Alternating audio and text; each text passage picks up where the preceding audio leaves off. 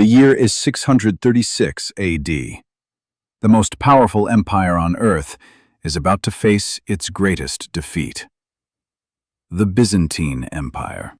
Masters of the Mediterranean, rulers of the ancient world for 3 centuries. They have wealth beyond imagination, an army of over 100,000 soldiers, professional, trained, armored.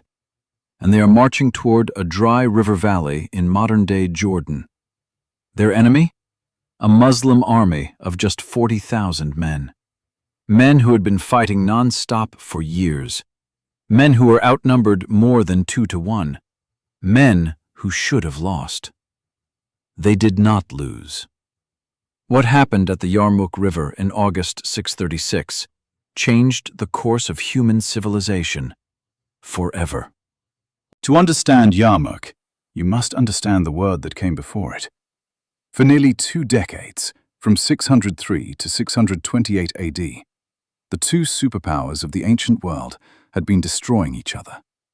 The Byzantine Empire, based in Constantinople, Christian, Greek-speaking, heir to Rome, and the Sassanid Persian Empire, Zoroastrian, Persian-speaking, heir to Cyrus the Great.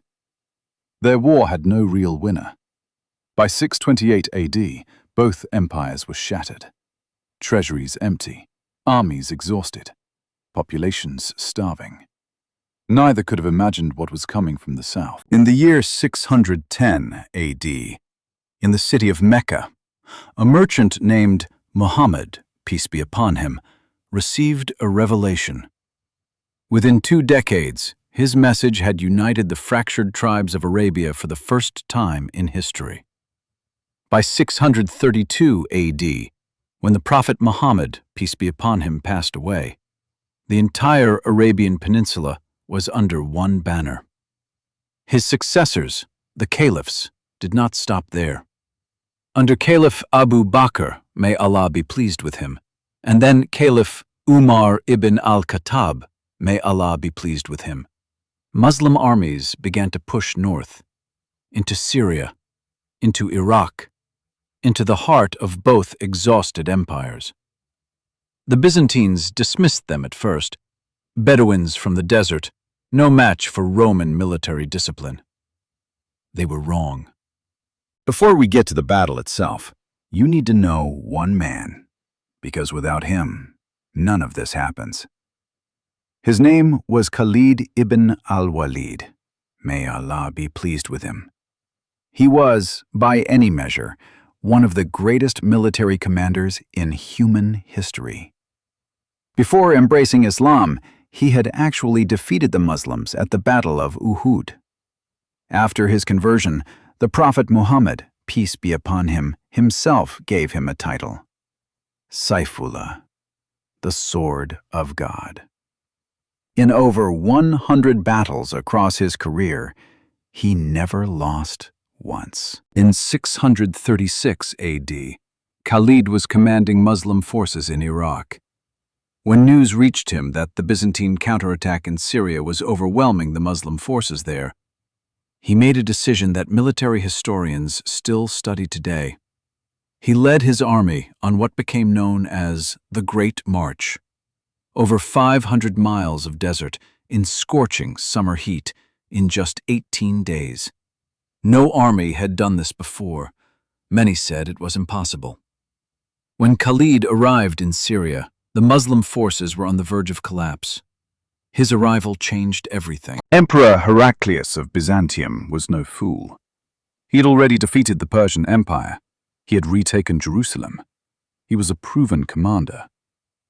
When he learned that Khalid had arrived and the Muslims were regrouping, he assembled the largest Byzantine army in a generation. The numbers vary in historical sources. Most scholars estimate between 100,000 and 150,000 soldiers. Heavy infantry, armored cavalry, archers, Armenian auxiliaries, Arab Christian tribes from the Ghassan clan. Their orders were simple: drive the Muslims back into the desert, permanently. When the Muslim commanders saw the size of the Byzantine force approaching, there was a difficult decision to make. Some wanted to retreat. pull back south, avoid the confrontation. Khalid ibn al-Walid, may Allah be pleased with him, disagreed. He believed retreat would be more dangerous than battle. The desert offered no safety. The Muslims had to fight. But he also knew they could not win a conventional battle against a force 3 times their size. They would have to be smarter. Khalid ibn al-Walid, may Allah be pleased with him, spent days studying the terrain. The Yarmouk River Valley, the rocky plateau to the north, the ravines. He had a plan. The Yarmouk River Valley was not flat open ground. It was a deep ravine, cutting through the landscape like a wound. To the north of the Muslim position, a plateau edge and steep drops. To the south, the river itself.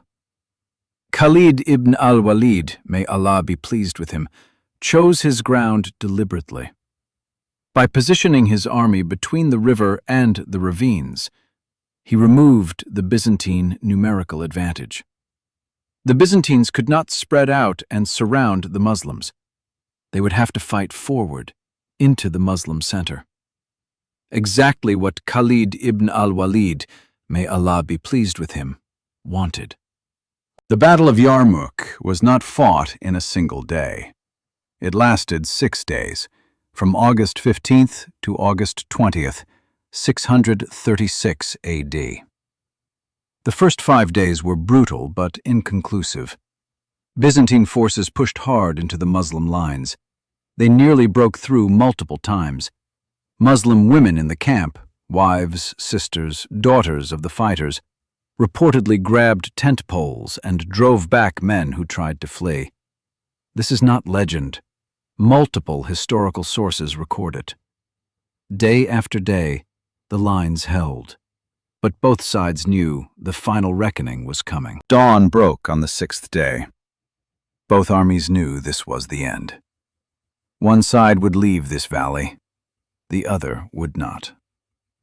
Khalid ibn al-Walid, may Allah be pleased with him, had spent the night reorganizing his forces completely.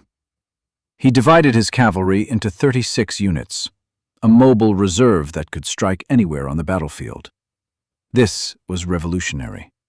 No Arab army had ever organized cavalry this way before. The Byzantine commanders did not know what was coming. And then, history intervened. A massive sandstorm swept across the Yarmouk Valley from the east, thick, blinding, the kind that turns day into darkness.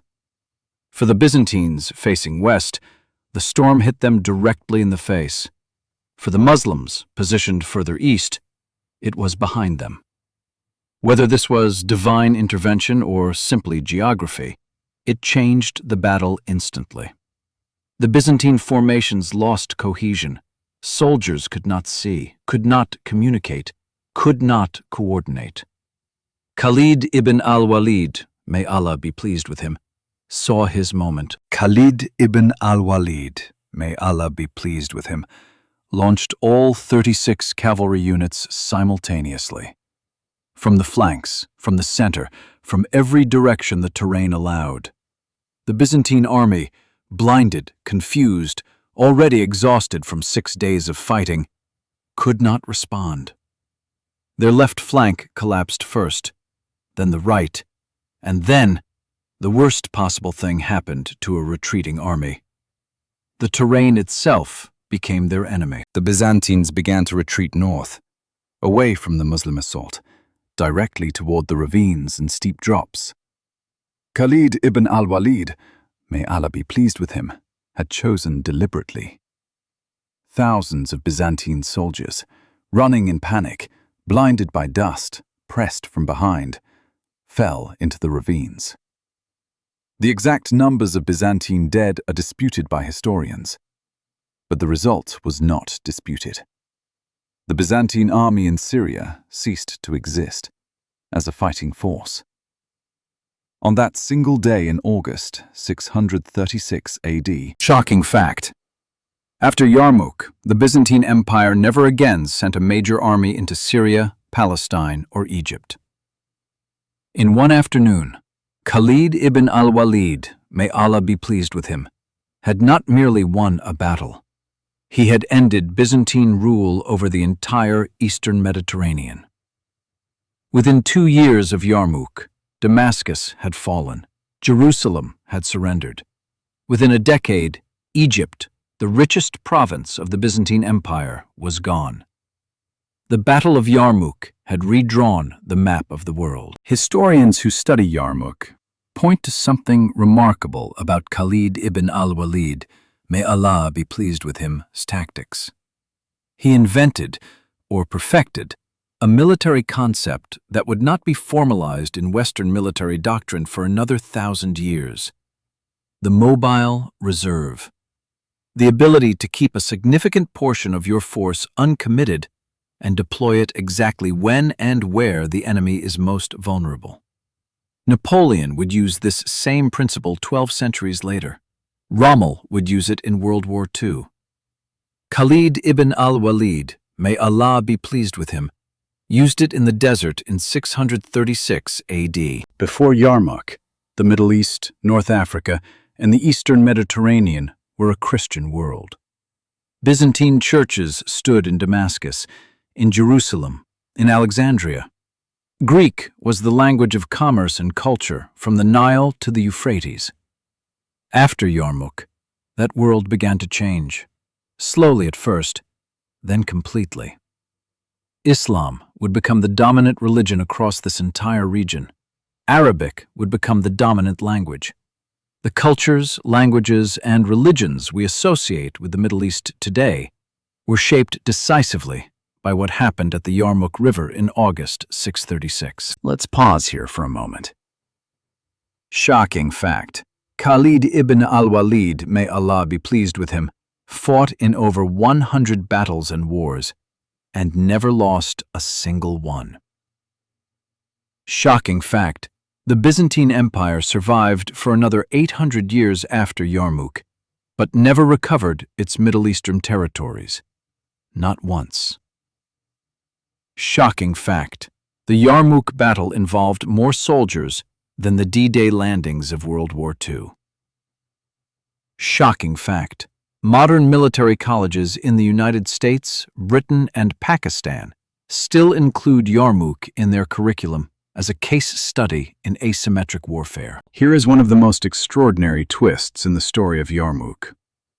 During the battle itself, Khalid ibn al-Walid, may Allah be pleased with him, was removed from command. Caliph Umar ibn al-Khattab, may Allah be pleased with him, ruling in Medina, sent a message relieving Khalid ibn al-Walid, may Allah be pleased with him, of his position as overall commander. He was replaced by Abu Ubaidah ibn al-Jarrah, may Allah be pleased with him. The reasons given in historical sources vary. Some say Umar ibn al-Khattab, may Allah be pleased with him, feared that soldiers were becoming too loyal to Khalid ibn al-Walid, may Allah be pleased with him, personally, dangerous for the unity of the new state. Others say it was about political rivalries within the early Muslim leadership. The remarkable thing?